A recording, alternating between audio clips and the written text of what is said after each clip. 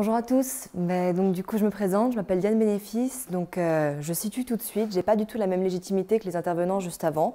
Moi je suis fraîchement diplômée, j'ai fait mon stage dans une structure qui s'appelle Topager, je suis embauchée maintenant, je pense que ça vaut quand même la peine que je vous en parle, que je vous parle et de ce que fait la société et de la réflexion en fait qu'il y a derrière.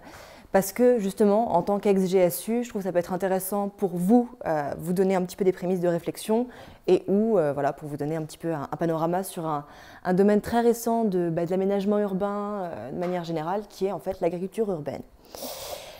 Alors pourquoi est-ce que je me suis retrouvée à m'intéresser à l'agriculture urbaine et du coup à Topager à cause de ça?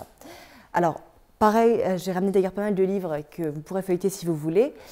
En fait, c'est parti d'une réflexion plus globale sur la ville durable, et du coup dans laquelle, en me documentant via des matières que j'avais pu faire lors d'un semestre à l'étranger au Brésil, etc., je me suis rendu compte qu'en fait, si jamais elle était bien intégrée, la nature en ville pouvait rendre énormément de services, que ce soit en termes, que ce soit en termes environnementaux, sociaux, économiques. Il y avait énormément de paramètres sur lesquels on pouvait jouer, et puis si jamais c'était bien aménagé, ça pouvait rendre vraiment plein de services. Dans le cas spécifique de l'agriculture urbaine, en plus, il y avait toute une logique intéressante dans la logique comment est-ce qu'on peut faire pour que les villes actuelles soient plus résilientes en termes alimentaires? Est-ce qu'on peut réintégrer d'autres pratiques, que la végétation ne soit pas simplement ornementale?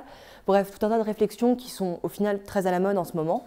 Et ça me paraissait intéressant d'étudier ça et de voir ça. Donc du coup, voilà, vu que je suis pas chef d'agence de Topager, etc., moi, je vais plutôt me baser sur moi, ma réflexion et un petit peu ce que j'ai pu voir, voilà, pour pas poser de problème de conflit à ce niveau-là. Rapidement, quelle était un peu la réflexion qui a mené à ce stage? En fait, ce que j'ai compris, c'était qu'il y avait toute une logique. Donc, une lecture que je vous conseille, peut-être, ce serait de lire Les paysages de l'après-pétrole, qui a été écrit par justement le collectif des paysages de l'après-pétrole, qui est assez récent.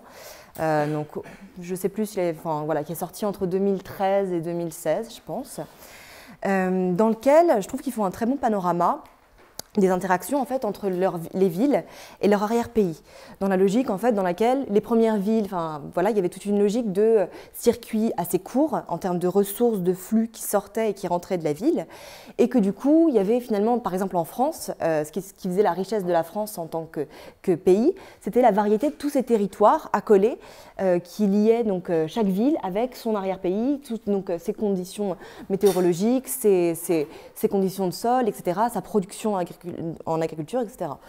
Donc il y a un petit peu une première interaction intéressante en termes de ville et d'arrière-pays qui s'est perdue en fait avec l'arrivée de la société industrielle, le fait qu'on ait pu distordre les distances, etc. Donc cette logique de territoire, cette résilience qu'il pouvait y avoir et ce contrôle des flux de matière, d'énergie, etc., s'est perdu. L'une des logiques dans laquelle s'intègre l'agriculture urbaine, c'est ça, c'est de réintégrer un peu tous ces liens.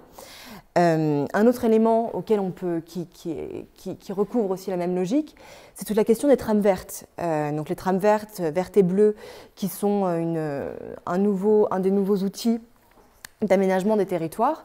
Ça peut être pensé aussi à l'échelle de la ville. Donc dans une ville, comment est-ce qu'on peut penser de manière liée tous les espaces verts d'une ville pour que ça permette de créer des vraies trames de biodiversité et de recréer,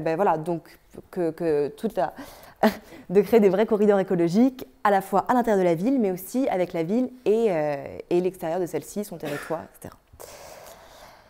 En termes justement de services écosystémiques que peut rendre la nature en ville, donc là c'était plus une réflexion un petit peu personnelle que j'ai pu mener, mais que Topager mène également, parce que pour information, donc les deux associés qui ont monté Topager, il y en a un qui a une compétence plus agronome et l'autre qui a une compétence plus écologue.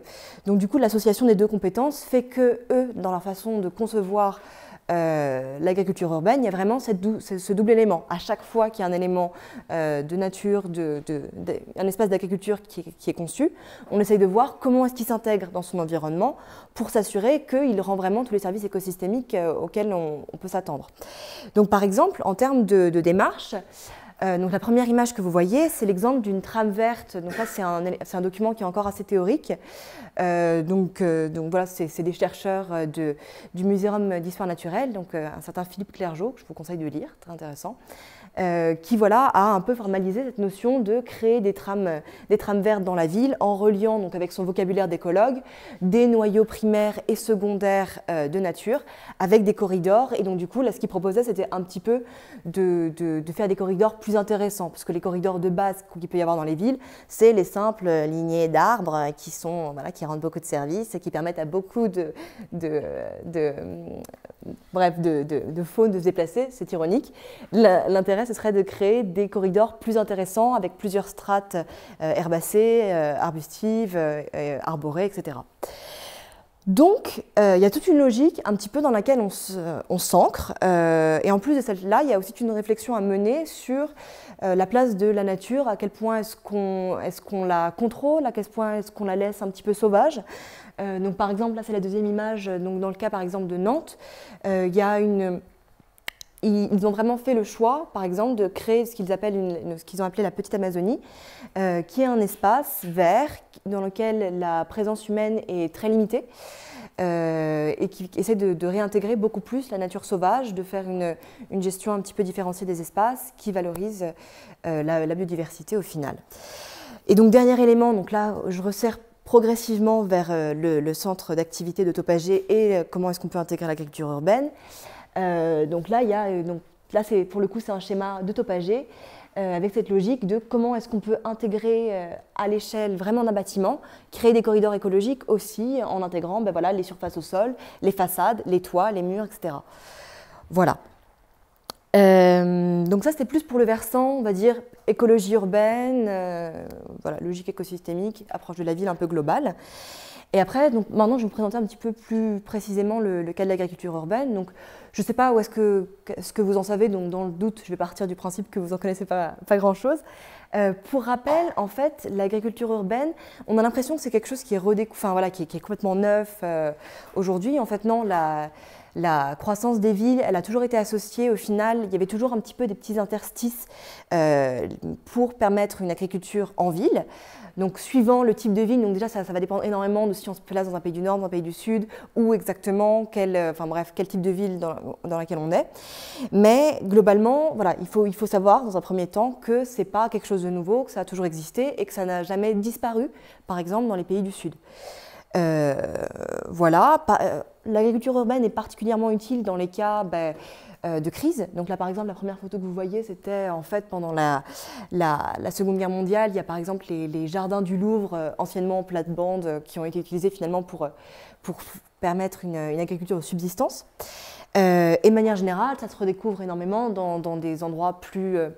comme à Détroit, donc vous avez peut-être entendu parler, avec tous les problèmes de la crise qu'il y a pu avoir, les habitants ont dû créer des activités pour pouvoir subvenir à leurs besoins. Donc du coup, ils ont réinvesti des surfaces de la ville pour implanter de l'agriculture. J'espère que je suis claire, n'hésitez pas à m'arrêter si ce n'est pas le cas. Et du coup, troisième cas de figure qui peut être intéressant d'évoquer qui existe déjà dans le cadre de l'agriculture urbaine, ce sont tous les jardins partagés qui existent à peu près depuis les années, on va dire depuis les années 70-90 en France. Et voilà, qui rendent aussi tous les services économiques et sociaux qu'on associe traditionnellement au jardin partagé, c'est-à-dire que ça permet à des personnes en situation de précarité d'avoir une certaine autonomie alimentaire, mais aussi de recréer des liens sociaux entre des personnes qui sont un peu éloignées du marché de l'emploi et donc d'une certaine sociabilité, en fait. Dans le cas de Topager, donc là je fais en fait, ce que je trouve intéressant chez Topager, c'est que la logique, c'est d'investir. La logique, c'est que, de manière générale, le sol, le foncier, en particulier en ville, subit beaucoup de pression économique. Donc, si jamais on laisse un interstice comme ça et qu'on laisse seulement la végétation, c'est un espace qui ne sera pas valorisable pour un promoteur, un espace qui ne pourra pas amortir en mettant des logements et donc, du coup, en ayant un retour sur investissement. Laisser un espace de nature, c'est quelque chose qui est une contrainte économique, entre guillemets, parce qu'il n'y aura pas de retour dessus. Donc, la logique de Topager, dans un premier temps, ça a été d'essayer de penser à toutes les dents creuses que peut présenter une ville, par exemple les toits, les façades, les petites friches, les extrémités de trottoirs, etc. Et de voir comment est-ce qu'on pouvait proposer des solutions de végétalisation qui sont souvent très complexes, parce que voilà, par exemple, dans le cas de végétalisation de toit, il y a plein de contraintes, que ce soit structurelles, que ce soit d'accessibilité, que ce soit d'étanchéité, qui se posent en fait pour chaque aménagement. Chaque aménagement est très très spécifique et très complexe. Et en plus de ça, il y a toute la question de l'usage. Est-ce que cet espace va être accessible au public? Est-ce qu'on considère que c'est un espace de loisir? Est-ce que c'est un espace de production vraiment? Donc du coup, qui veut dire qu'il y ait par exemple qu'on emploie quelqu'un qui va travailler sur place, qui va faire du maraîchage, comment est-ce qu'on va commercialiser, etc. Donc il y a toute une réflexion un peu globalement que je trouve très intéressante, qui est menée par Topager pour essayer de voir comment est-ce qu'on peut mélanger plein de corps de métier en fait pour proposer des espaces qui servent à la fois en termes, en termes écologiques mais aussi en termes économiques, comment est-ce qu'on crée une activité, et en termes sociaux et voilà, comment est-ce qu'on peut utiliser tous ces espaces vacants. De manière générale, le positionnement de Topager, c'était vraiment d'essayer de s'éloigner des simples toitures végétalisées qui sont actuellement à la mode pour des raisons qui sont très valables. C'est-à-dire que la végétalisation de toiture, même à minima, donc avec par exemple 25 cm de substrat, ça rend plein de services écosystémiques. Par exemple, ça va... Dans les cas classiques, c'est alors rétention des eaux pluviales, baisse de l'effet d'îlot de chaleur par évapotranspiration grâce aux plantes, voilà, ça capture les polluants, les particules fines, ça permet aussi à la biodiversité de se réimplanter, etc. Donc c'est plein de services qui sont intéressants, même si on ne crée pas une véritable activité économique, même si ces espaces ne sont pas accessibles au public. Voilà. Qu'est-ce que je pourrais vous présenter d'autre? De manière générale aussi, donc voilà, j'espère avoir été à peu près claire sur tous les éléments à la fois sur lesquels il faut se positionner, sur lesquels il faut réfléchir dès qu'on conçoit un projet d'agriculture urbaine, quel que soit l'espace envisagé, en particulier lorsqu'il s'agit de toitures ou d'espaces qui présentent des contraintes techniques fortes.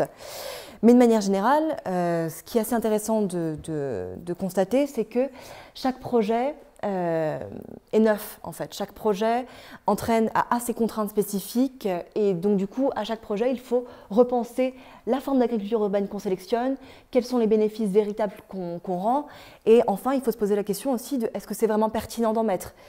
Il y a toute une réflexion à mener parce que très souvent, voilà, vu que maintenant c'est quelque chose qui peut être utilisé comme du greenwashing, beaucoup de promoteurs dans de nombreux projets vont solliciter, vont mettre en avant une composante d'agriculture urbaine.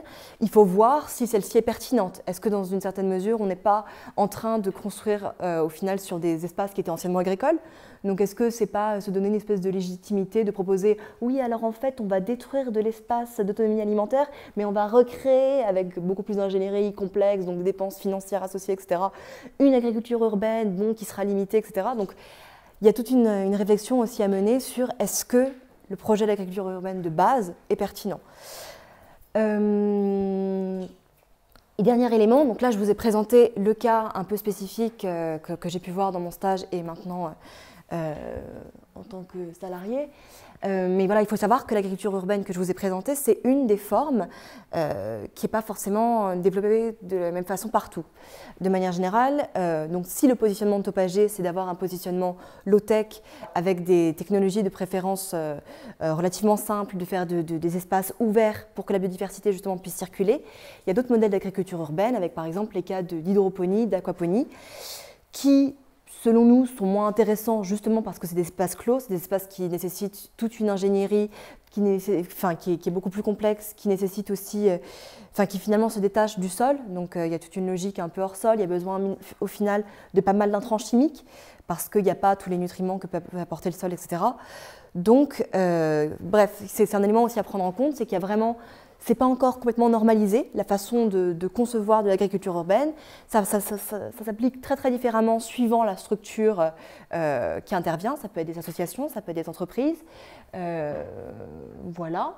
Même des fois, ça peut être des architectes qui vont développer un peu en lien avec des paysagistes, des petites solutions d'agriculture urbaine. Et voilà, donc il y a vraiment...